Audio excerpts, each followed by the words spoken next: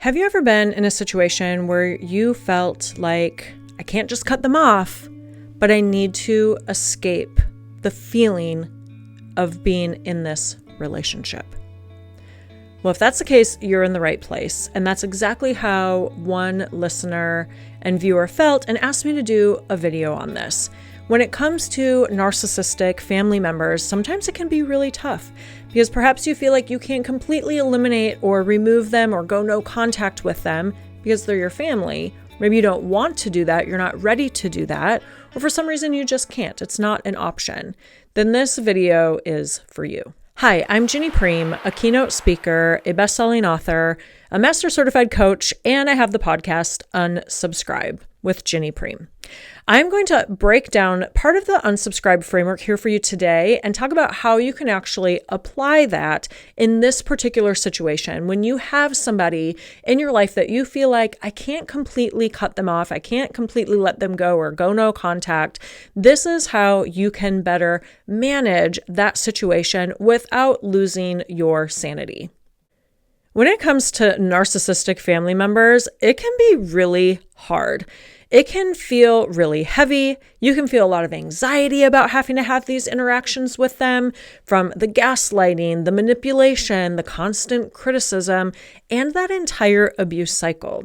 Even in family relationships, we can have that typical narcissistic abuse cycle. The idealization, the overvaluing, and then the devaluing, and then the discard and the hoover. The important thing to always remember when it comes to narcissists and narcissistic abuse is you can never control their behavior.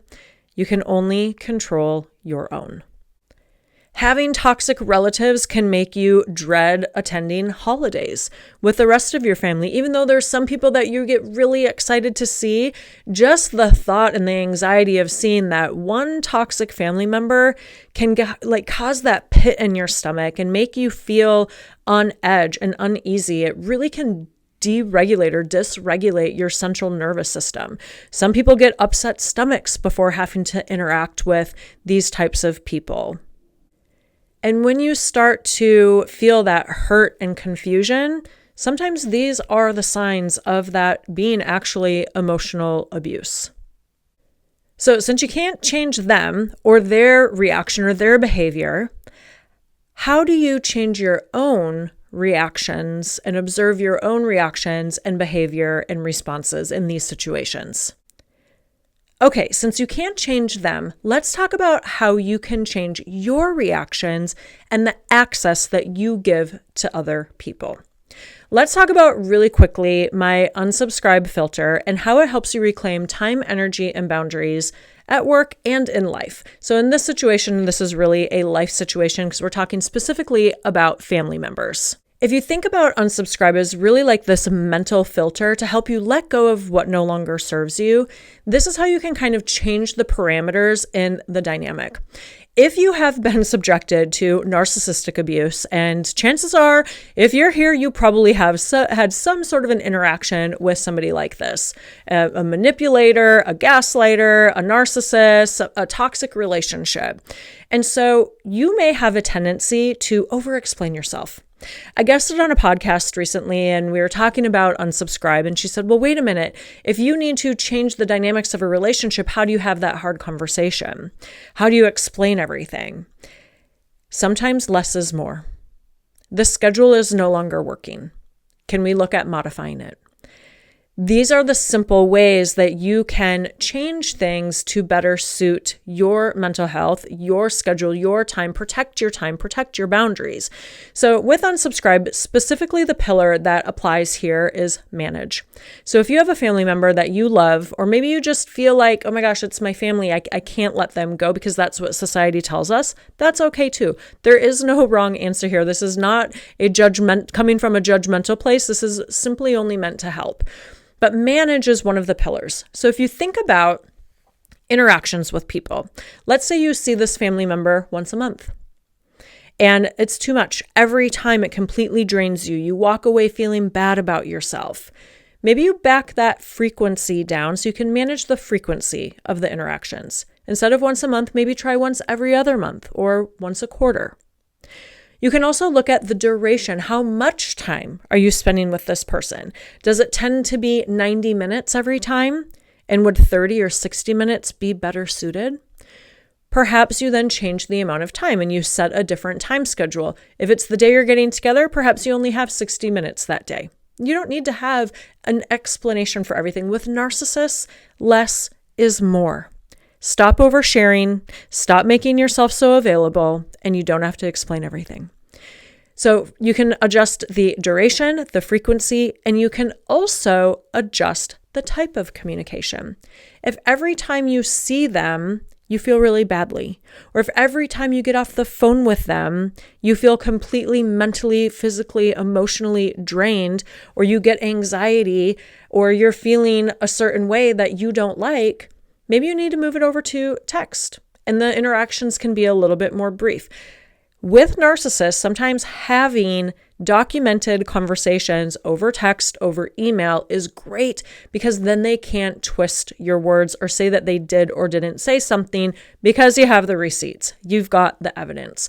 So in this sort of situation, the best thing you can do is think about, how do the interactions make me feel? And what modifications do I need to make? So unsubscribe, a lot of people are like, oh my gosh, that just sounds like walking away from things and, flippantly leaving them behind. Not necessarily. Unsubscribe is a critical thinking skill and it requires you to be actionable. So if you are going to modify your interactions with this person, journal about it. Write it down. You can get my guided journal. I'm my favorite. On Amazon, I'll put a link in the show notes for you. It's a great place to journal because you also revisit everything monthly. There's an emotional vibration chart, so you could even specifically journal about that. How do I feel when I'm with this person? And then if you change how you interact with them, journal about it the next month. And if you decide to not see them for 30 days, maybe you journal about that. How did that make you feel? And then you can modify based on what you're experiencing to continue to see if that felt better, then you can stay with that for a while. Or if you need to make additional modifications.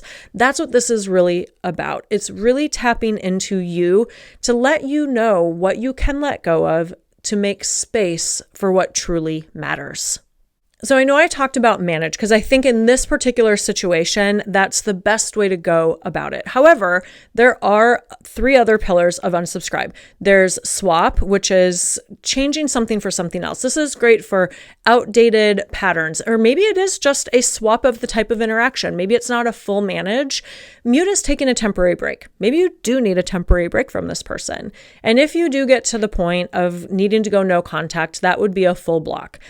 In those situations, if it gets to that point and if you're able to go no contact and you choose to go that path, I mean a full block. No creeping on their social media, no sneaking around to see what they're up to. It is a full removal. They should not be taking up any of your time or energy and not having access to any of your boundaries anymore.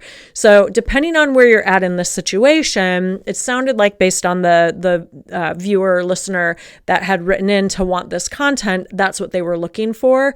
But there are other options as well: mute, swap, and block. So just keep in mind when you're interacting with somebody like this, or you're starting to make changes to the parameters of the relationship, boundaries are critical. Less is more. I'm not available at that time. Let me think about it and get back to you. Or I'll need to check and get back to you. These are really great boundary ways without giving a lot. You're not making excuses. You're not over-explaining. You're keeping it really simple, not giving too much of an explanation. And that gives you kind of that space to think about how you want to handle and interact with this person. And if this person does get an emotional rise out of you, or you're feeling really dysregulated, try box breathing, which is breathing in for 4 seconds, holding for 4 seconds, breathe out for 4 seconds, and hold for 4 seconds. Do that as many times as you need to feel grounded. You can also download my free ROR method, which stands for react, observe, and respond, to help you become less reactive when you get triggered by certain people or certain situations. And the more you practice it and do it, the more you can do it in real time. At first, it might be like, oh, I reacted in this certain way. I didn't like it. you observe your reaction, and then you can modify it for next time. But the more you practice, the more you can kind of rewire those reactions and become more responsive. Kind of give yourself that space to breathe before you respond to situations. Because remember, what narcissists are looking for is a big emotional reaction. So the more you do that, the more it's kind of giving them permission to poke at you and manipulate you and use you as supply, getting that rise out of you. So based on what I shared today, what are you going to unsubscribe from to make space for time, energy, and boundaries in your own life?